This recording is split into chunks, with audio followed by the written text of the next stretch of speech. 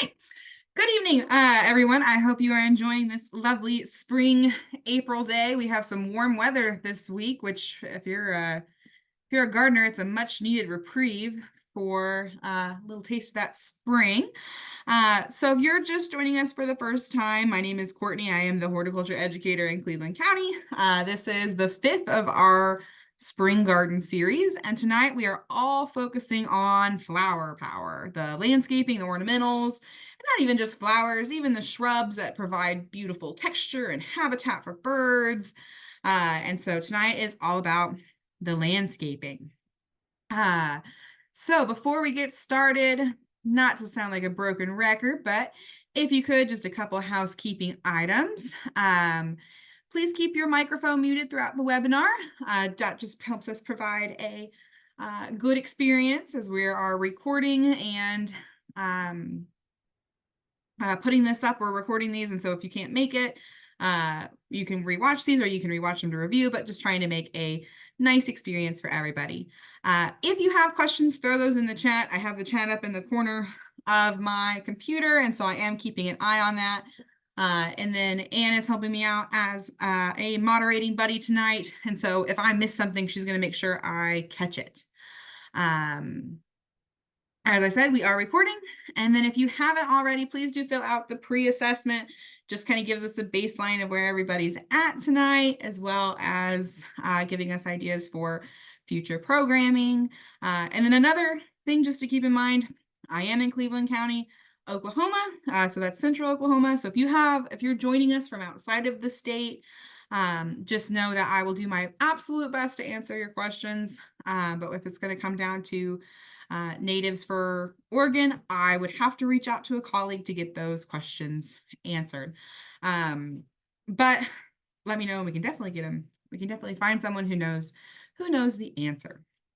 So as I said, tonight is all about the landscaping and the landscape and the flowers and the pretty stuff, right? So what are some of the benefits of landscaping? These are just a couple, but I was looking through the pre-assessment data that I had so far that you all filled out. And I was struck that almost everybody said that the reason they liked to landscape was more so for the pollinators and for the wildlife. And so being able to provide that habitat for those critters that we need so badly in our ecosystem is a great part of landscaping. And so that's one of those environmental benefits. But of course, too, I keep saying the pretty stuff. It adds value and it adds aesthetics to our homes, to our landscape. It's nice. I have a pretty big, large front porch, and I love going out in the morning and drinking coffee and looking at my flowers as they start to bloom and being able to watch those come up and enjoy them and watch the butterflies and hear the birds. And it's just all of that. Not only does it add beauty to the home, it also can help your mental health. It can help with creating a more pleasing mood, lift your spirits. And so it's just that can be a very important and helpful and great benefit of doing the landscape or landscaping and gardening in some kind of fashion. And so we talked about the wildlife being able to provide for pollinators and for birds, but also if you're picking specific plants for certain reasons, so maybe like you want to choose more native Oklahoma plants, more native plants tend to be more conservative with their water usage, and that can sometimes help us cut down on our water rather than maybe like watering a traditional lawn. And so having more of those xeric, dry, drought-tolerant plants can help us with some water conservation on our property and also help overall with not using so much water just to water our plants. And then as well as energy saving. And so a well-placed tree, like a tree on the west side of our house, can really cut down a lot on the energy that we need to cool the home in the summer and the heat of the summer. And so it'll provide shade and just makes it a whole lot less taxing for our air conditioning systems to cool that home. Now, maybe you want to, you can use landscaping to provide some benefits for yourself. And maybe you have an unruly neighbor that you don't necessarily want to poke. You don't want them to poke in their heads over the fence, or you want maybe the neighbor kids have a trampoline and they're jumping on that trampoline and heckling you while you're laying in the pool or something.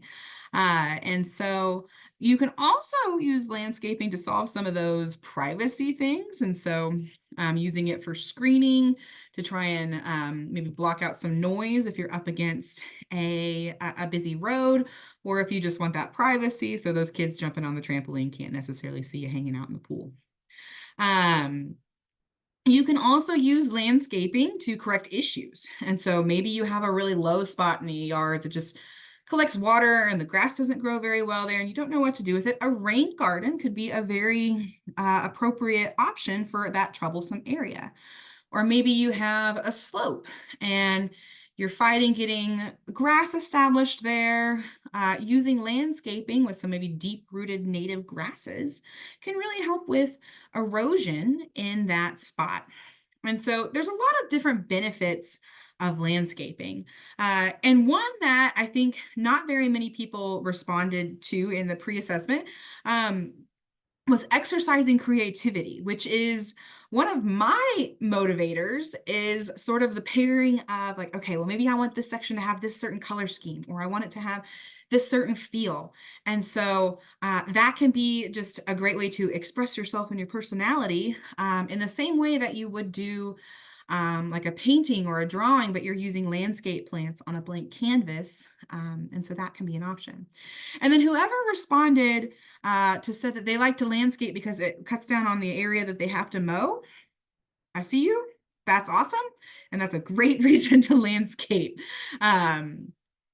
So whatever works for you, there are tons of benefits to landscaping and having an ornamental garden.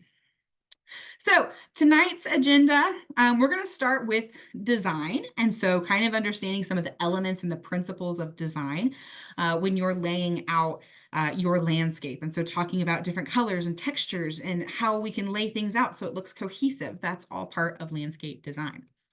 And then, of course, Eve, we talked about this a lot with vegetables, but it applies to our landscapes too. We want to be able to prep the site so that we can have better maintenance and make it much easier for us throughout the growing season.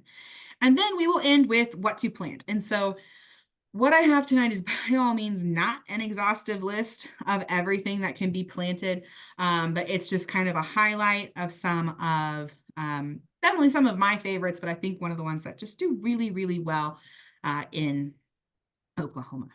So we will get started with the elements and the principles of design. And so have these kind of outlined here, but the elements of design, that's going to include mass, form, line, texture, and color. And so these are kind of associated with the individual plants themselves as we pick them out. Whereas the principles of design, things like unity and balance, sequence, this is kind of going to relate to how we place the plants within the landscape. And so if you kind of think about that. And so just to reiterate this point, that landscape design is really where we take the principles of that and we then apply them to the elements. And so we work in balance with our lines or texture, or we work in rhythm with our color. Maybe we want kind of to spread that out. And so those are just kind of, that's kind of what we're dealing with here, is when we use these principles and we apply them to the elements of design. And so we'll go through these individually, just kind of an overview.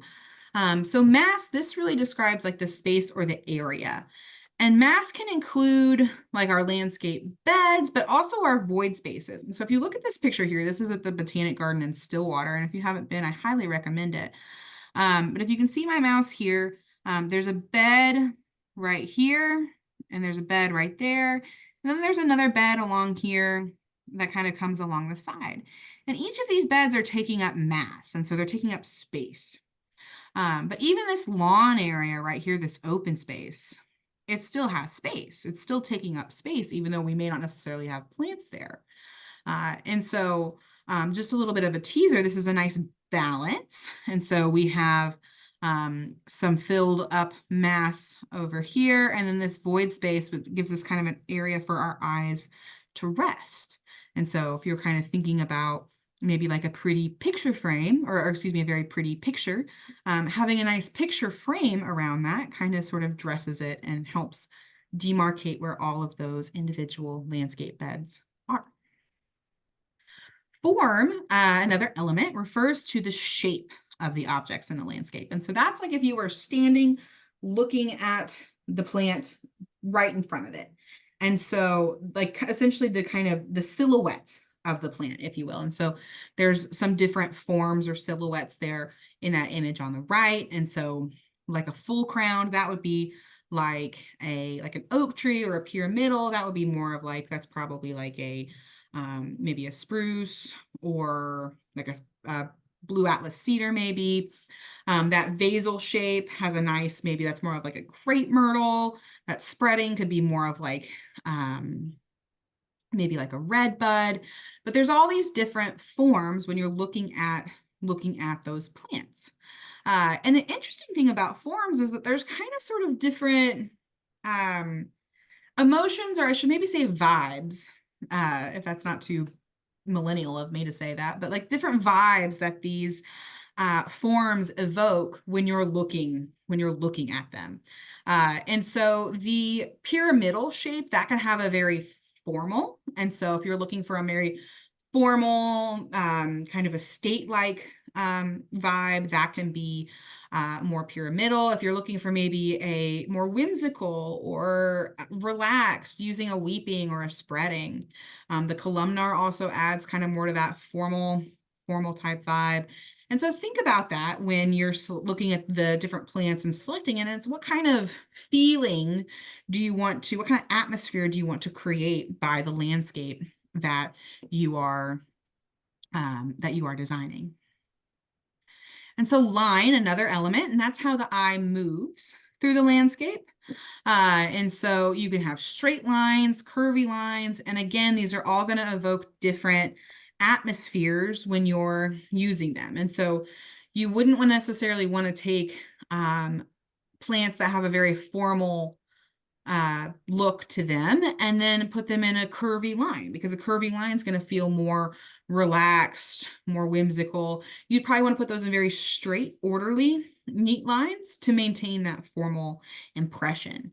And this can be something too when you're considering the existing lines in the landscape. So maybe you have very straight, long sidewalks. You wouldn't necessarily want to contrast that too much with a bunch of moving, wavy, organic feeling lines. Or maybe you have a nice windy sidewalk, or a nice maybe like flagstone path that gets you to wind and enjoy the space. You wouldn't necessarily want to come off of that with very strong road plants. So something to think about. And then line is also how we organize the areas within our landscape. And so like I said, so straight lines, they appear very formal. Typically with this too, we're going to use a lot of symmetry. And so symmetry is a principle, but we're going to apply symmetry to our straight lines to evoke that very formal, stately essence as we're walking through our garden. Now, using a more curvy line, this can feel more relaxed. It causes you to slow down, enjoy the space, and it kind of, and so that can evoke some different emotions, provide some different atmosphere when you're utilizing that sort of aesthetic in your design. And then texture. So I think this one gets overlooked, but think about like, I like the analogy I heard someone use one time about thinking about like fabric. And so like whether or not you have on like a thick, bulky sweater, or maybe it's a nice light cotton t-shirt. And so those all are clothing, but they have different textures to them. And so that texture that can come in That can not just be necessarily the flowers, but it can also come from leaves and bark. And so think about all these different places where texture is coming to play. And if we use different types of texture, we use different textures throughout, that contrast can create a whole lot of interest. And so using coarser textures, these are very highly visible. So our eyes tend to go straight to the highly textured plants, whereas fine tend to recede. They tend to make the space feel a lot larger, and kind of serve as really nice background plants. So to illustrate this a little bit, we've got a nice succulent looking bed here.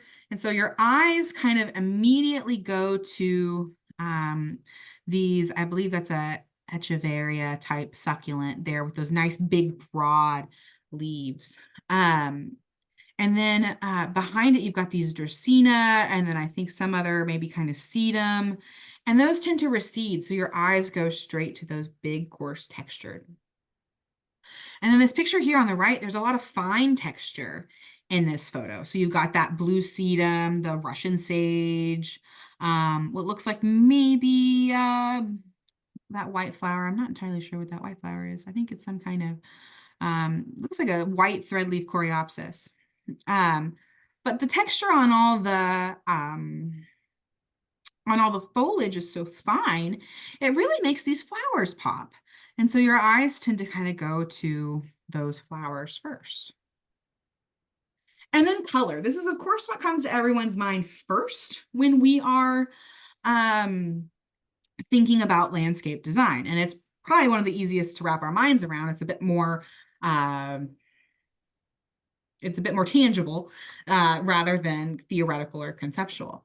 And so, of course, we have the color wheel there on the left, and there's so many beautiful colors that our plants can provide. And there's so many beautiful plants sometimes that it gets overwhelming or challenging to not want to put every single color in the landscape.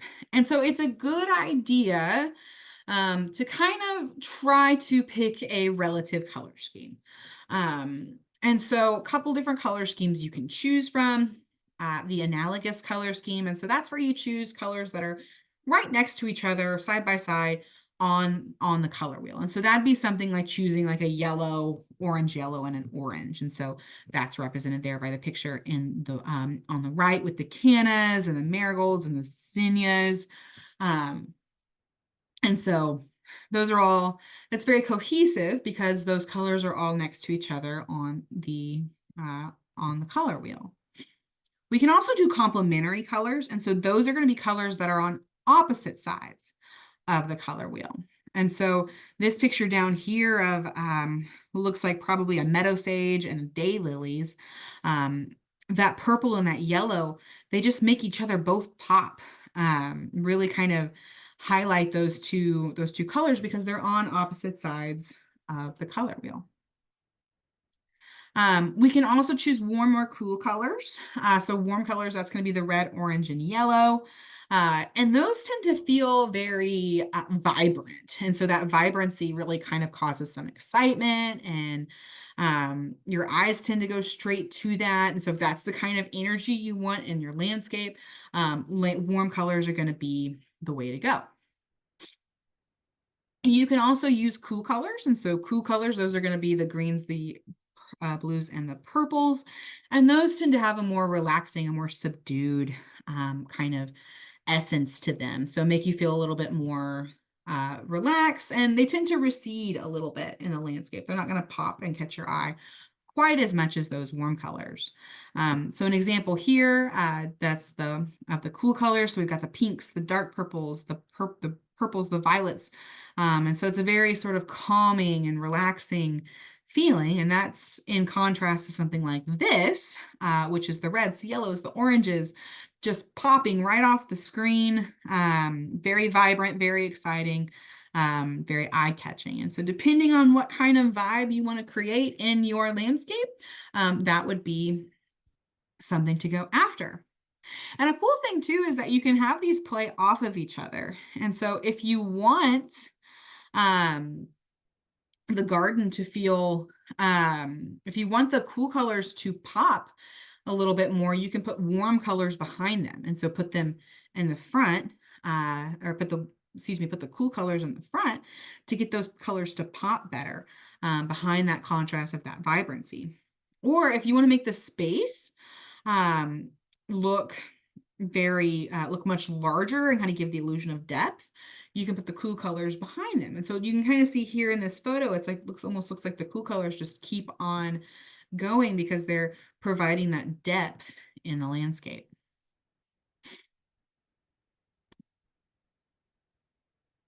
One slide. Okay. And then too, I have to mention, flowers aren't the only thing that provide color in the landscape. There's a lot of different plants that have different shades of foliage. So that picture there on the left, some coleus, that's this kind of bushy right here, the oyster plant, the Silver Falls dichondra, just cascading lovely over these rocks. There are no flowers in this photo, but they're all providing some visual interest because of the color of their foliage. And then two over here, hostas, one of my favorites, just a garden classic. I tend to be drawn to them because they come in so many different colors, and it's all from the foliage, and you can play off color and texture. And so that is can create a very cohesive look. And so when we're talking about the elements of landscape design, like I said, mass, form, line, texture, and color, when we're using mass, form, and line, this is really how we organize within the landscape. And so by using these, we can kind of sort of place things within the landscape so that it's very orderly. We use it as a way to organize.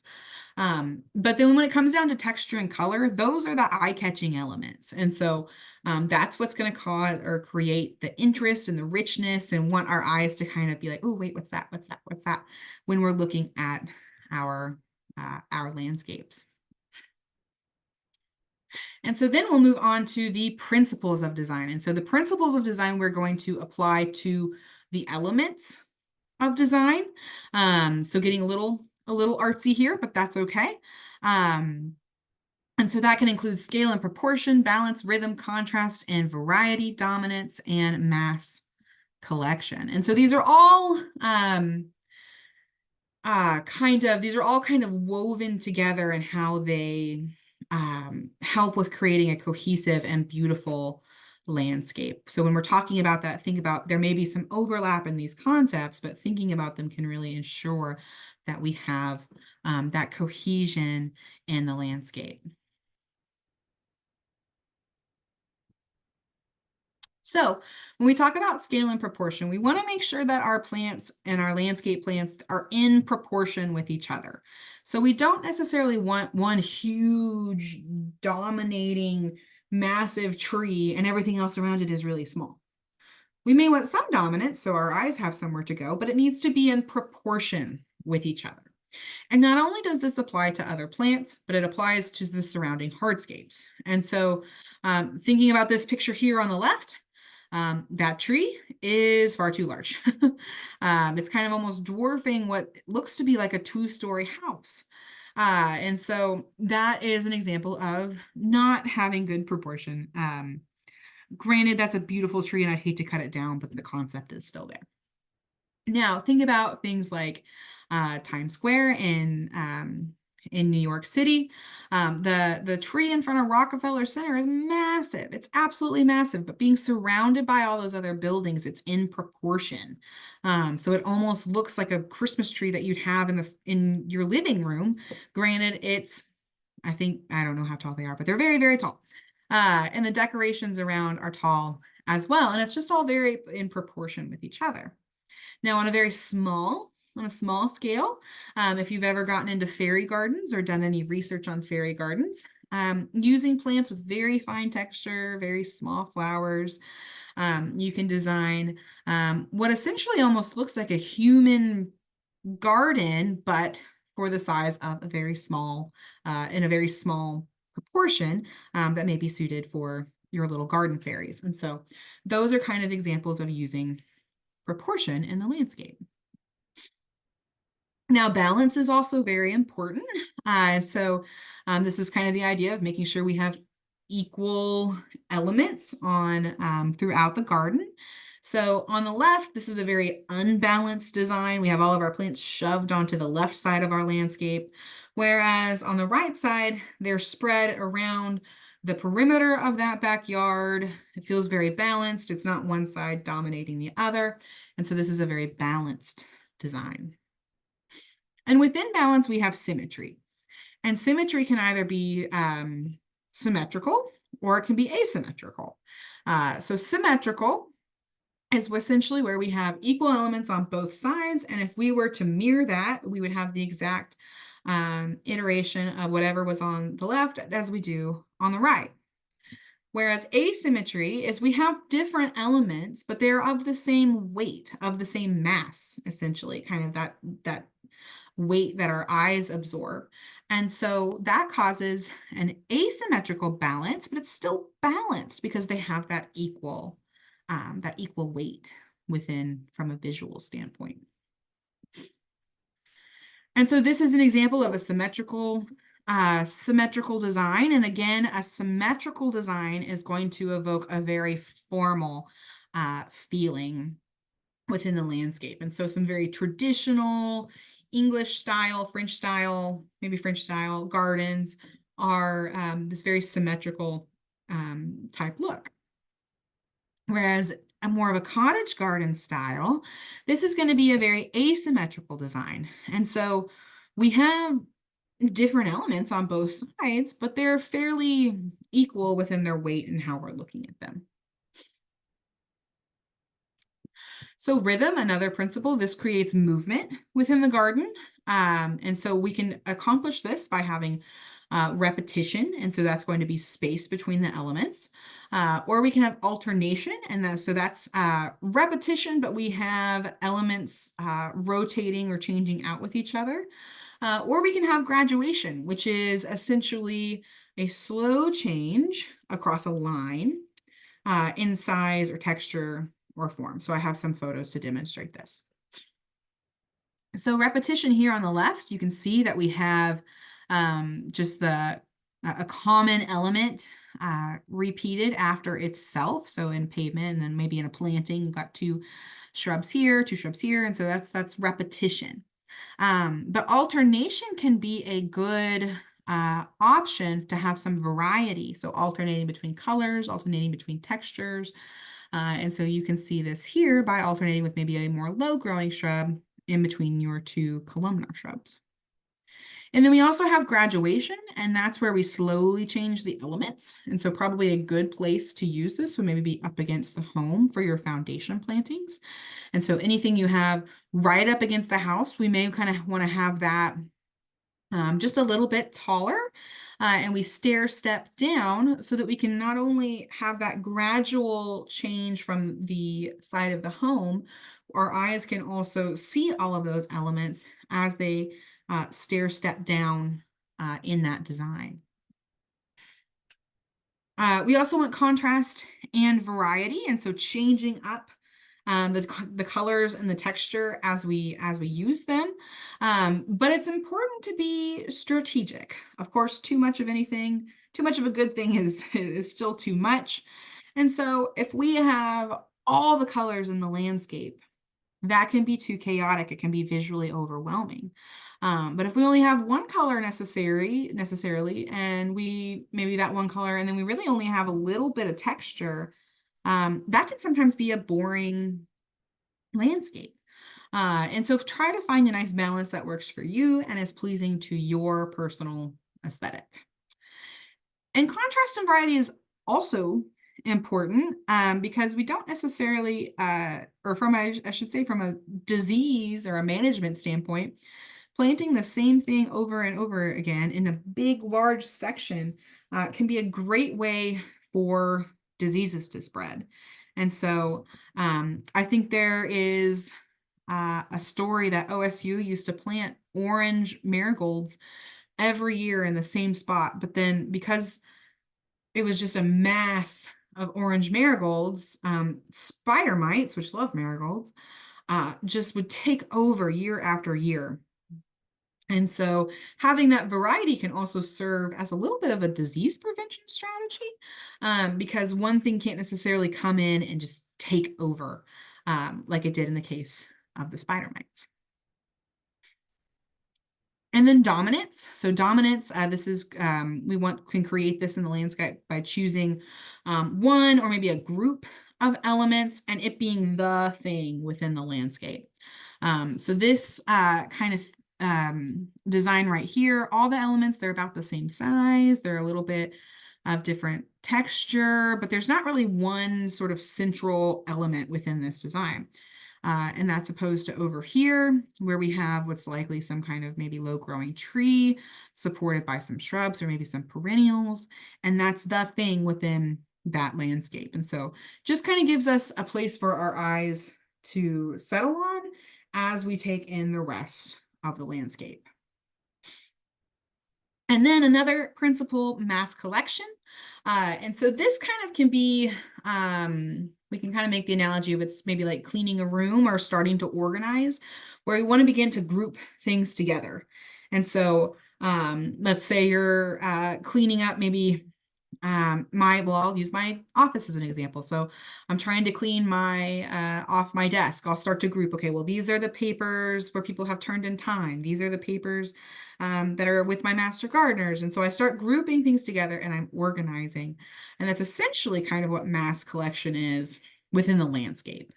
And so that's where we're grouping those similar elements together. So similar textures, similar colors, and we're kind of grouping them together so that they're almost distinct pods that our eyes can move to and from, as opposed to it all just being mixed and jumbled together like the papers on my desk. So that was a very quick and brief overview of landscape design elements and principles. I will pause here. Do you have any questions on the design aspect of it?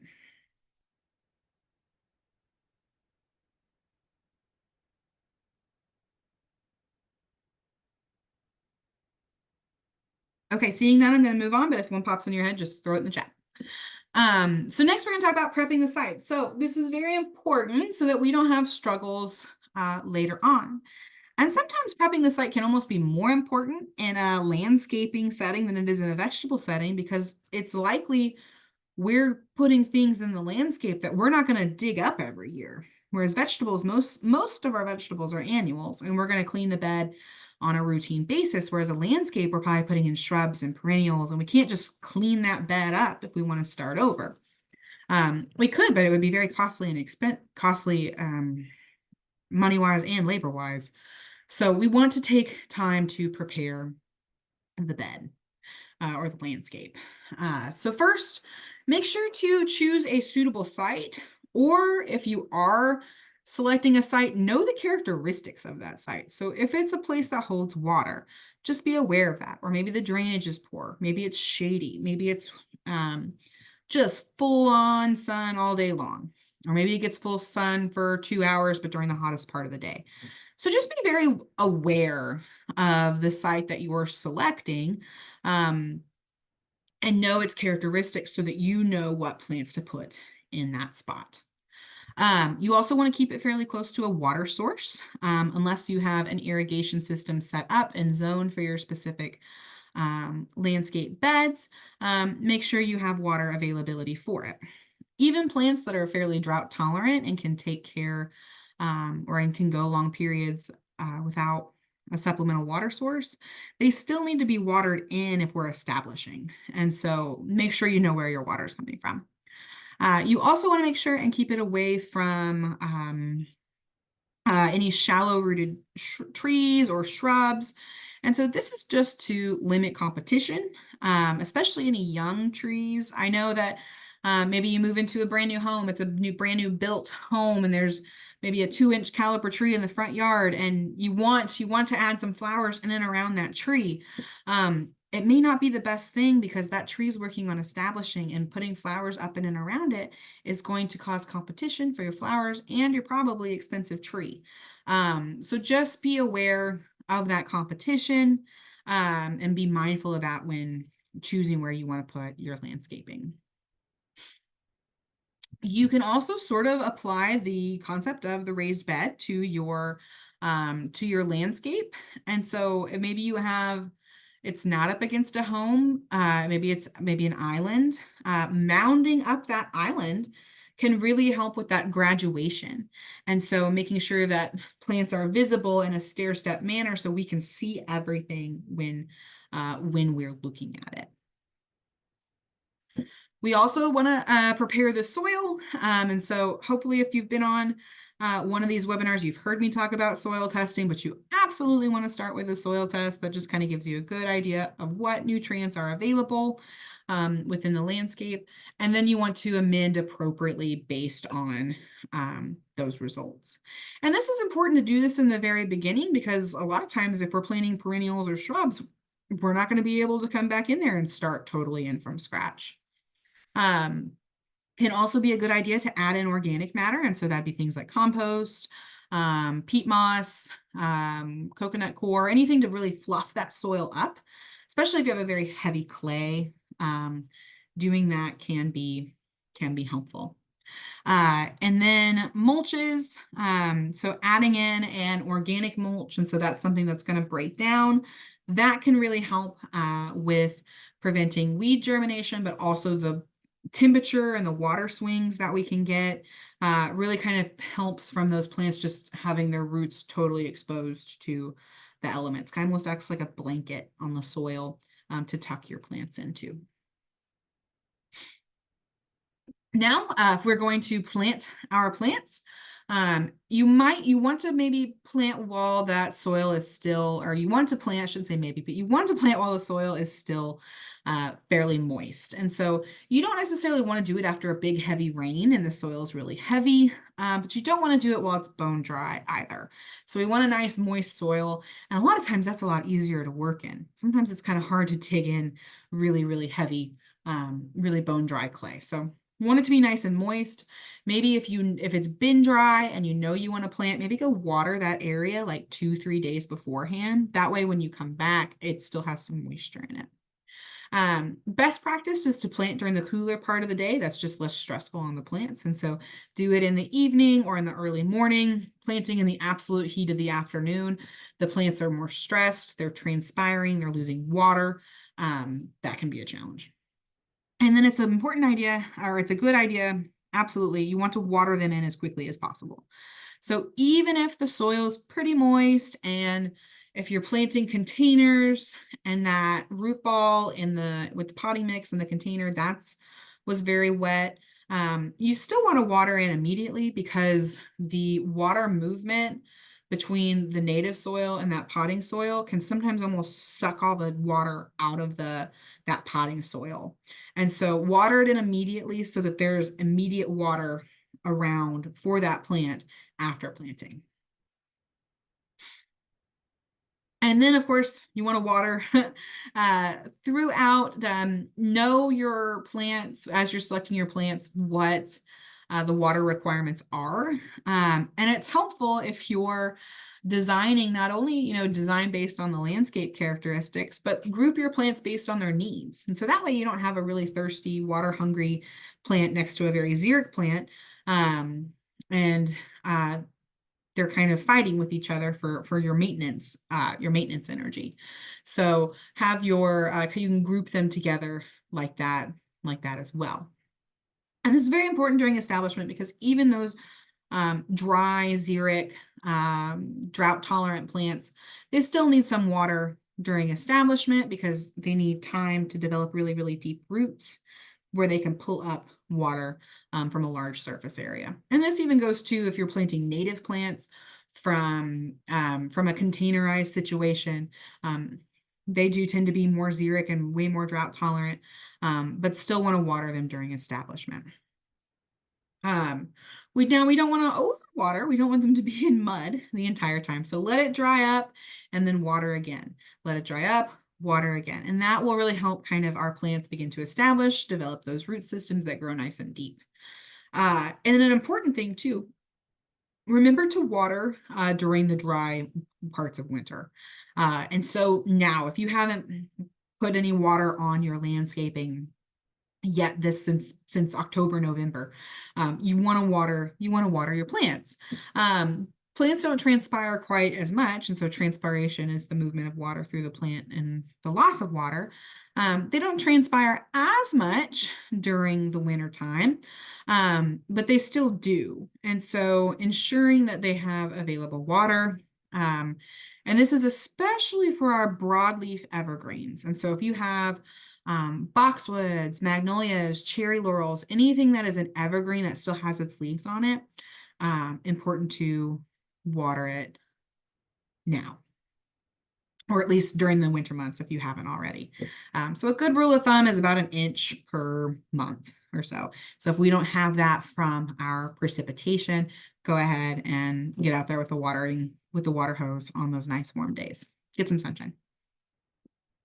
And then during the fall, so a couple fall maintenance things, you want to, if there was a plant that had any issues with diseases, try and remove that before it goes into an overwintering stage. And then you wouldn't necessarily want to try and compost that or save that. I would just send that off, because get rid of those diseases, insects, get them out of the garden.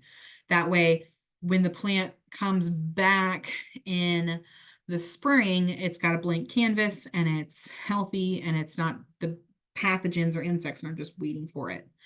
And then two, after we have a couple of hard freezes, when those soil temperatures start to drop, it can be a good idea then to add in some winter mulch. We want to have a couple freezes or cold temps first, and that just kind of allows the plants to sort of sense what's going on in the environment. So they're like, okay, it's cold, it's getting cold, I'm going to shut down. And then we mulch them, as opposed to us mulching it before the winter comes in and it starts to get cold. And that just help, because then they might think like, oh, I'm fine, it's still nice outside, because they have that mulch layer.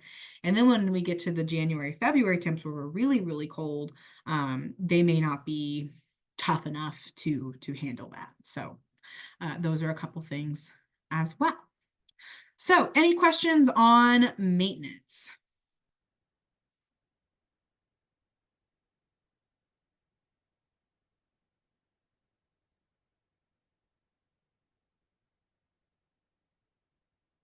Okay, I'm not seeing any. So we're going to move on to the portion of the presentation where we're actually going to talk about plants. Okay, we know how to design, we know how to take care of them, but what do I actually plant? When I go to the garden center, the box store, the nursery, what do I buy? And so we're going to talk about 4 distinct groups of ornamental plants. That's going to be our annuals, our perennials, our shrubs, and our trees. And like I said, this is not an exhaustive list. This is just to highlight a couple of the ones that I think do really well in our area and the ones that I really like. So we have some resources towards the end if you want to go do a little bit more research, but that's what we'll talk about. We may go just a little bit over 6:30 today, so if you need to boot off, I will not be offended. I went through this presentation earlier today and I thought, I should probably cut a couple of these, but I couldn't do it. I couldn't cut any of these plants. So we're going to talk about plants. So starting with the annuals. And so annuals, kind of the good and bad thing about annuals is you have to plant them every year. And so that can be expensive to go to the garden center every year, buy those plants. But the good thing about them, the annuals, is that they have a sort of consistency to them. And so they tend to, or they really flower throughout the growing season. If they're happy, they're flowering. So you plant them in late April, and until we get a freeze, you have whatever color you picked, whatever texture you picked, provided by these annuals. They're also fairly pretty simple to grow. And then there are some annuals, keep in mind, they may reseed themselves and then act as a perennial in the garden. So they may spread their seeds and then you see them popping up at other spots later and you're like, wait, I didn't plant that there. They essentially begin to come perennially present in the garden. And so whether or not how much you tolerate that is totally up to you. I also should mention annuals are well suited for very showy containers. And so maybe you have a container on the front porch, out by the pool, on the backyard. Annuals are very well suited for that. And so the kind of age-old, and you've probably heard this before, but the age-old recipe for a show-stopping container is to use the thriller, filler, spiller method. And so that's where you have one plant that's kind of tall and very showy, so it's providing that dominance. And it's basically kind of waving at you to say, hey, pay attention to me. That's our thriller. And then we have the spiller, and so that's something that's going to spill over the sides, provide some softness to the edge of our container. And so that would be one. And then we have the filler, which is going to be essentially filling the space, that mass, creating mass in the middle of that container. And so using the thriller, filler, spiller method, you can end up with very beautiful containers. So a couple annuals to consider. We have the periwinkle. Should specify the Madagascar periwinkle because there is a perennial or a perennial periwinkle or perennial vinca that you can also purchase. But this is these are very popular, but for a good reason. They come in a lot of colors, pinks, dark pinks, whites, dark purples, like a real violet, or yeah, a real dark purple, almost like an eggplant color. But they're very drought tolerant annuals. So they can really handle our heat and they don't kind of fizzle out like some other annuals. Not to call out petunias, but petunias kind of fizzle out when we get hot. Whereas the vinca will keep going.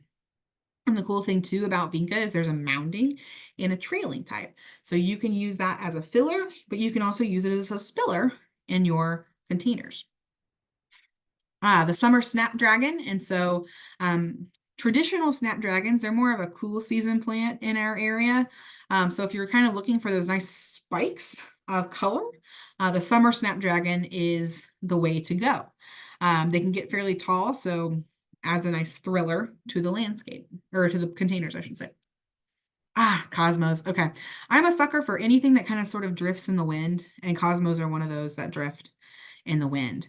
And I love that they have this just real whimsy thread-like foliage, and then these just big, well, relatively compared to the foliage, big flowers that almost sort of look papery when they blow in the wind. And so very easy to grow. They will reseed. You can start these from seed. So if you just want to buy a seed packet and sprinkle them out, cosmos can be an option.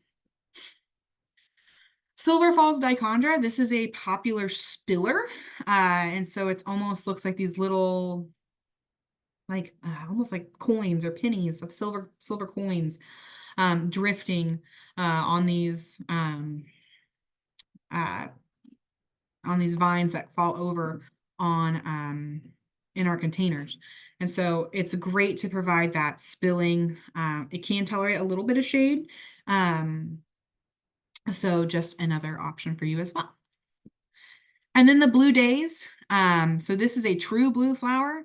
Sometimes in the horticultural world, we call like a light purple blue, but it's a light purple, but this is a true blue flower. And so it's a great spreader. And so I like to maybe when I'm doing my little annual mixes in my annual pockets, I may have something kind of bunching. And then I plant blue days around it because the blue days will fill in that space. So it's a good one as well. The gomphrena, also called globe amaranth, has these little paper, almost thistle-like flowers that come in purple, pink, and white. Again, a very drought tolerant. There is also a red variety, but it has kind of a different form to it. The purple, white, and pink are more mounding, but this red one actually gets tall. I think it's called a strawberry fields, but that's an option as well.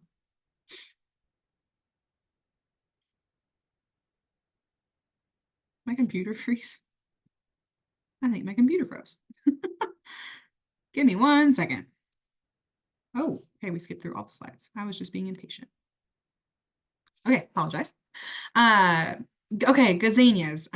This is one of my favorites. It's a drought, it's a heat tolerant plant. Comes in a lot of different warm colors, a lot of these bicolors. So we'll have like yellows and pinks or reds and oranges. There's also a pink type. And so I tend to gravitate towards these. I just think they look so warm and happy. They are a little susceptible to overwatering, and so I have had some experiences where I plant them and then we have just torrential June rain and they kind of fizzle out. But they are very drought tolerant. Kind of the downside to them is the blooms only open during the day. So if you're kind of looking for an evening show, they may already be kind of going to bed in their own way.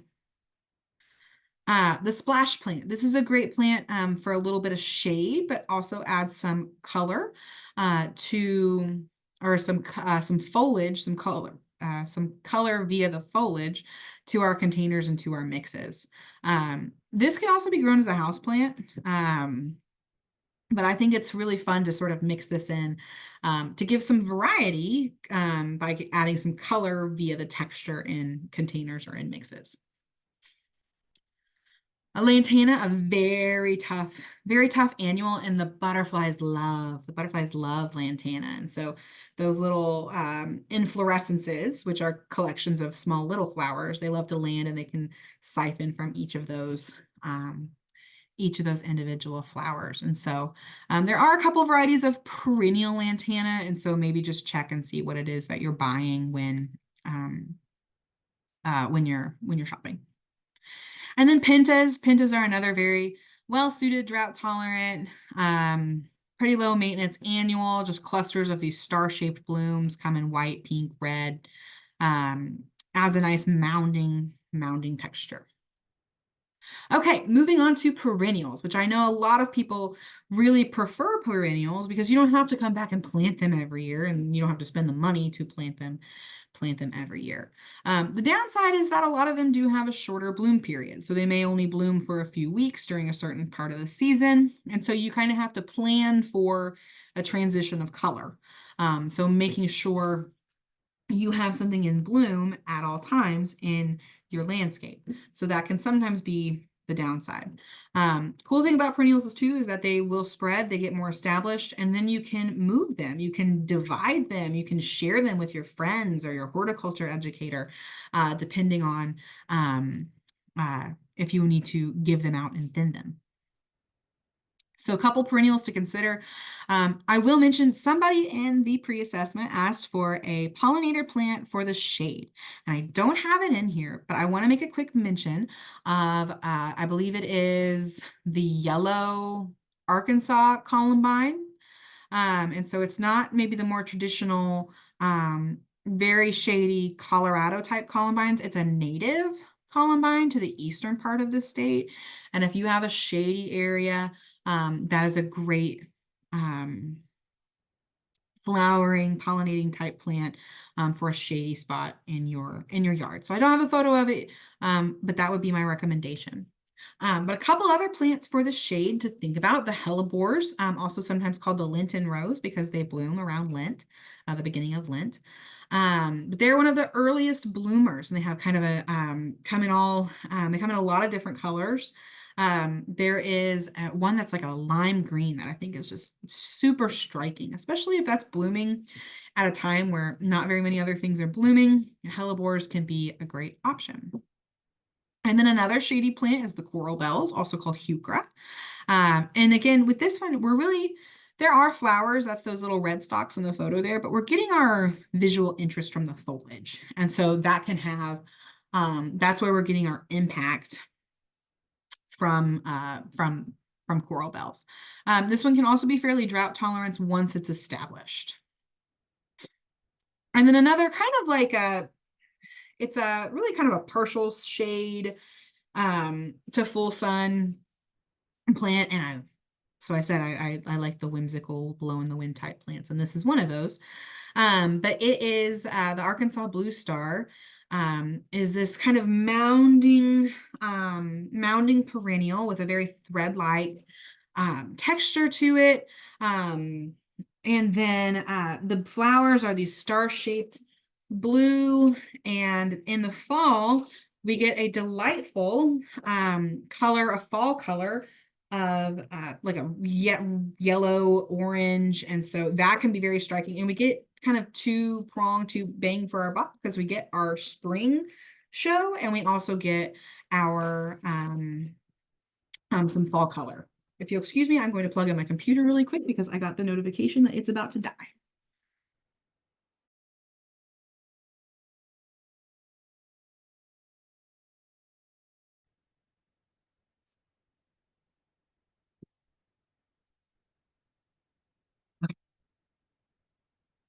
Sorry about that. We have power again. All right, another one is the butterfly weed, or milkweed, sometimes as we refer to sort of this group of plants in the genus of Asclepias. And so butterfly weed is this Asclepias tuberosa. It has these vibrant orange flowers, and it serves as the host plant for the monarch butterfly.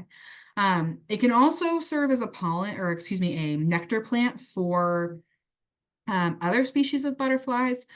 But for the young monarch larvae, they need these milkweed plants, butterfly weed being one of them, to be able to produce and to grow and to become the adults that we look for as monarch butterflies. Another plant, the hardy plumbago. This is a great plant. It's a spreader. And so if you're looking for kind of a low growing ground cover plant, maybe along the edge of like a sidewalk, this can be a great option. And it's another true blue plant to provide that actual blue color to your landscape. Purple coneflower, an age-old traditional plant, but that just does so well in Oklahoma. And so the traditional, the more native type flower has these orange cones with the very striking purple petals. It's very drought tolerant. It's a pretty consistent bloomer, and so can bloom throughout the season. And then too, if you can stand the look of it dried, like let it just kind of, after we get a freeze and it starts to go in the November, December time, leaving the pods or leaving those little kind of thistle cones can serve as a food source for finch birds. So that is an option too. Gara, also called the whirling butterfly, is a very drought tolerant. It's kind of, I believe it's native, but maybe to parts of Oklahoma. And so it's a great pollinator plant. Again, another blow in the wind whimsical. But also there's a lot of the white ones, but then there are pink and dark pink, but then there are also ones that have a bronze foliage too. So that can be pretty cool to add into the landscape. Now, I don't have a time to talk about all of the super cool ornamental grasses that we have accessible to us in Oklahoma. But there are so many, and you could provide just a really interesting variety and contrast just with ornamental grasses, even with color, even though they don't necessarily have big showy type flowers. So definitely a group of plants to investigate more. And they're very tolerant. They have very deep root systems, help with soil stabilization. So love some ornamental grasses. The one I'll highlight tonight is switchgrass. I highlight it because it has so many different varieties. And so whether or not you're after more of a different type of foliage or height or form, there are a lot of different types of switchgrasses out there, and you can use them to provide whatever need you have for it in the landscape. Russian sage, another, it's not native to Oklahoma, but it's very, very hardy. And also a great bee magnet with those kind of lavender looking flowers, and then the gray foliage too. That gray foliage can add some nice contrast to a lot of the maybe just kind of sort of true green that we have in the landscape. So one to consider. Autumn sage, another very tough plant with a kind of almost a snapdragon-y looking sage, or salvia, I really should say, bloom. Comes in a lot of different colors too, but you're probably going to most likely see this hot pink color. That's the most the most popular. We also have goldenrod.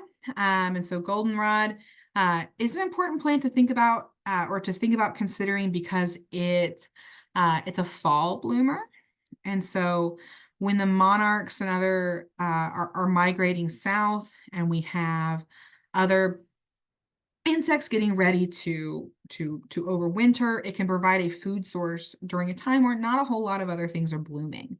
And so it's one of the last flowering pollen plants in Oklahoma.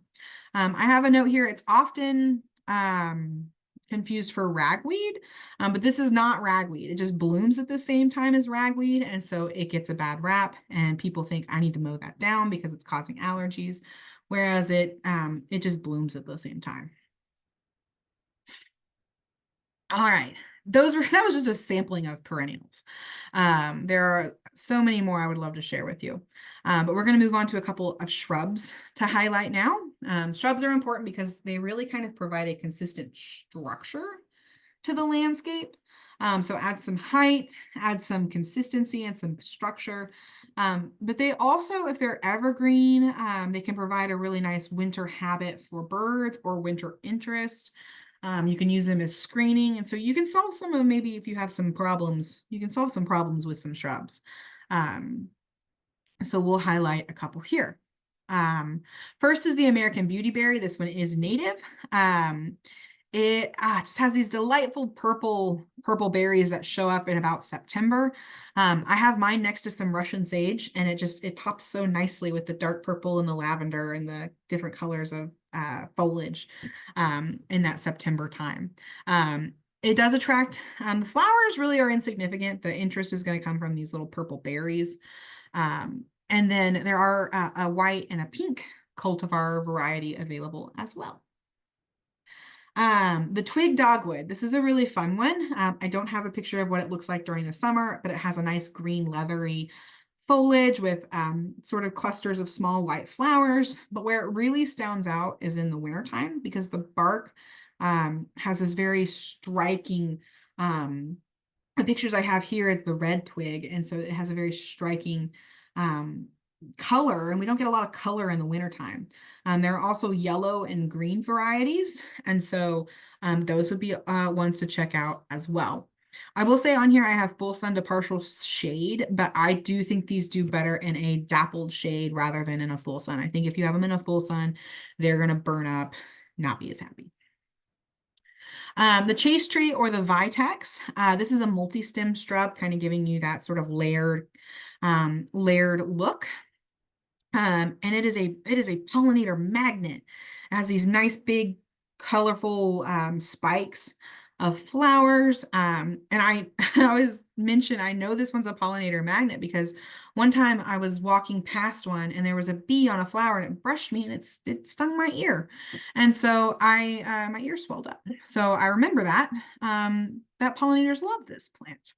So, and sometimes I think I was one time at a master gardener's in their backyard looking at their garden, and you could almost hear, like you could hear the buzzing from insects around the chase tree. And so also called a vitex, definitely one to check out.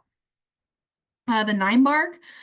This one doesn't necessarily have very showy flowers, kind of has some clusters of white flowers, but it's one that's going to provide a lot of interest from the foliage. And so there's a burgundy, a dark purple, a very lime yellow color. And so kind of adds some variety through a different color texture with a nine bark. This one is very well suited to be pruned. So it can kind of get large, but you can give it a haircut and it just keeps rocking and rolling. The deciduous holly, this is another one that provides a lot of winter interest because it is a deciduous, it loses its leaves, holly. And so you are just left with clusters of red berries in a time where, again, we don't have a whole lot of color in the winter. This is also a native and can serve as a food source for our wildlife and our birds in the wintertime. And then the oak leaf hydrangea just has lovely, huge, big oak leaf leaves and lovely panicles of white flowers.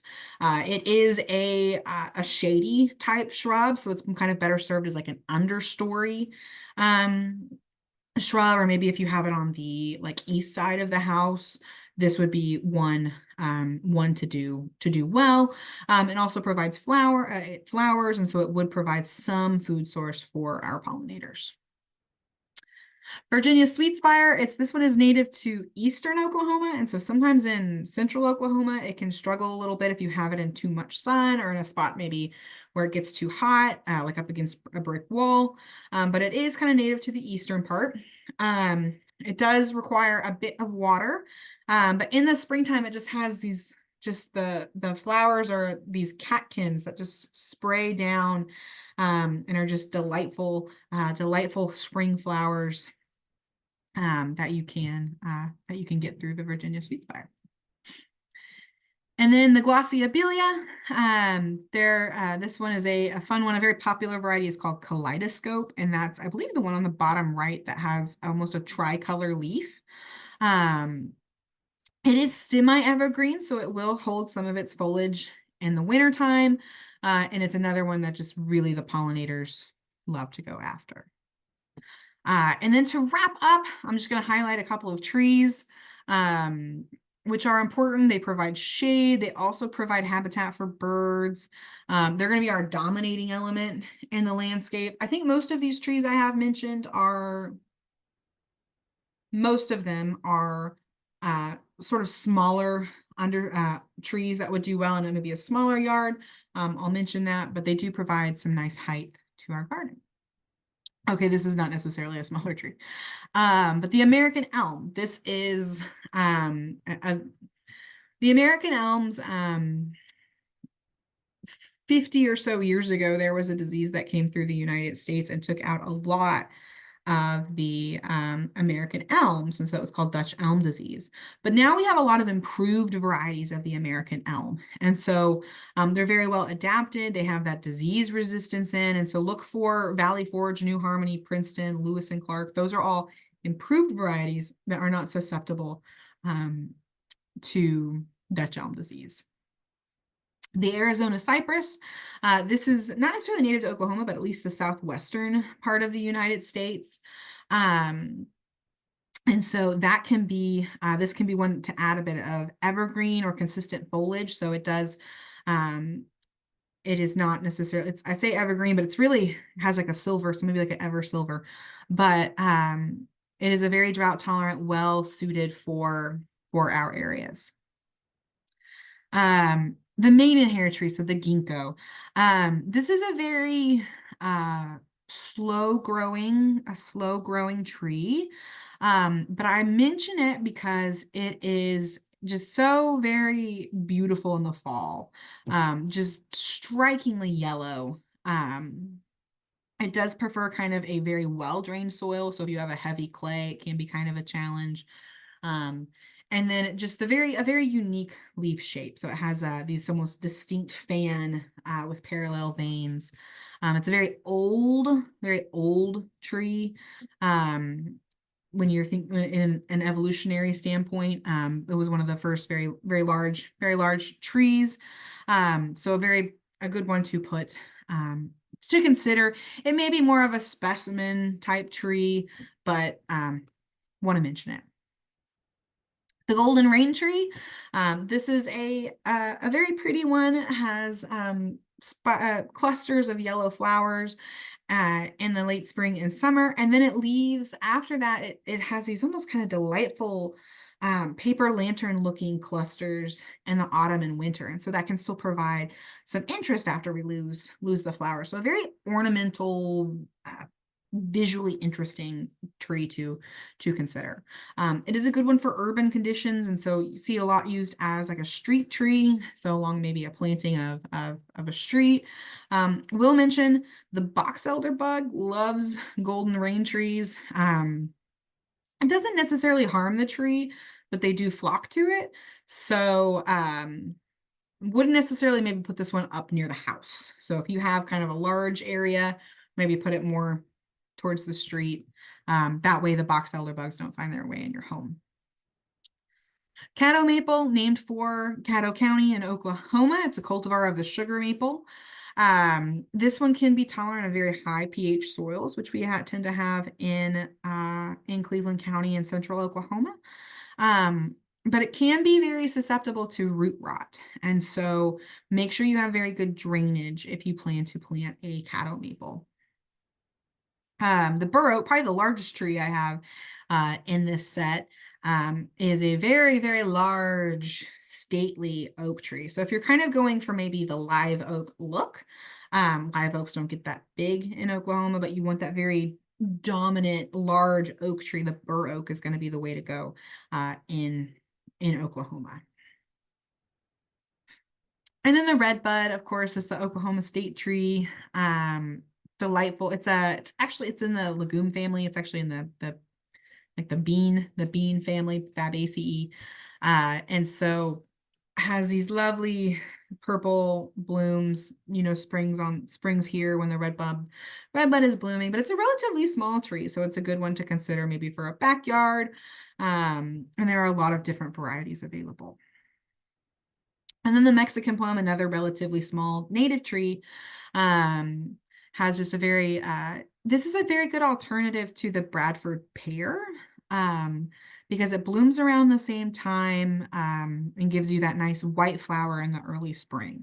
And so Bradford pear is not a recommended tree, just a very weak, pretty well have become invasive.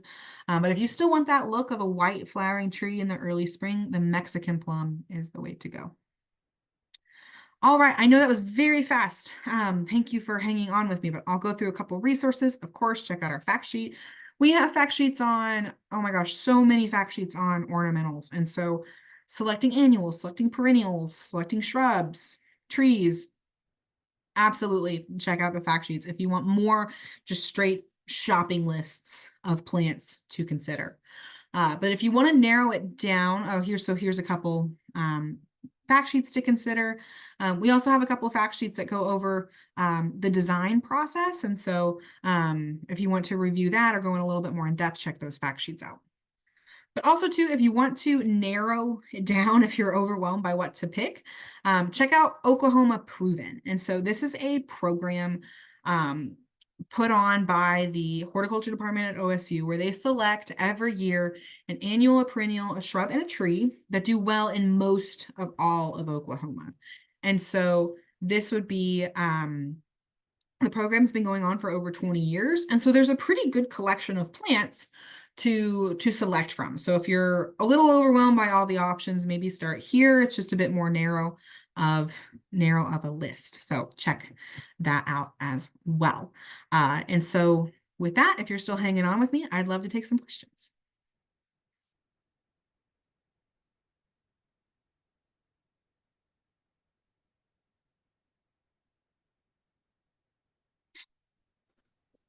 I know someone in the pre-assessment asked about planting bulbs, and I didn't have that in here because planting bulbs is very much a fall activity. And so with planting bulbs, most bulbs need a stratification time. And so that's a cold period in order to flower.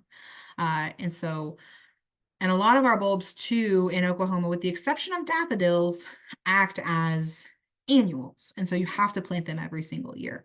But if you want more information about bulbs, I have,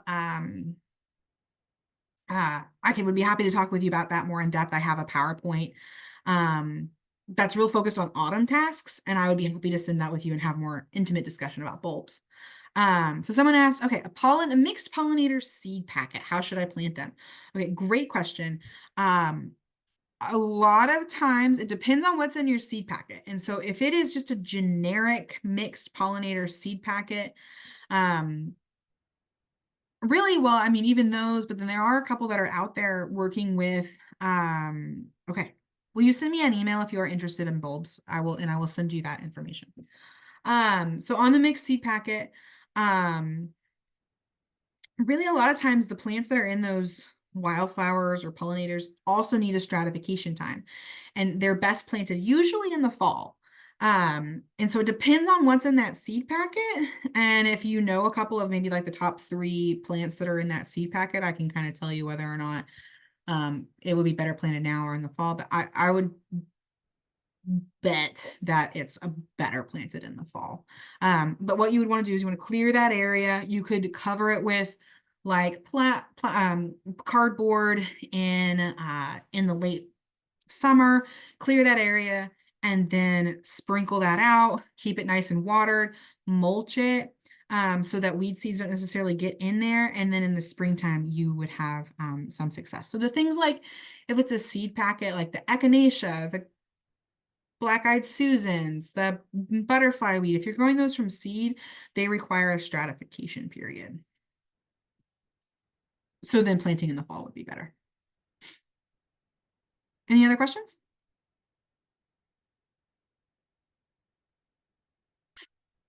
All right, seeing that, I'm going to log off. Thanks for hanging out with me a little bit extra. That's just a long topic to talk about in 1 hour.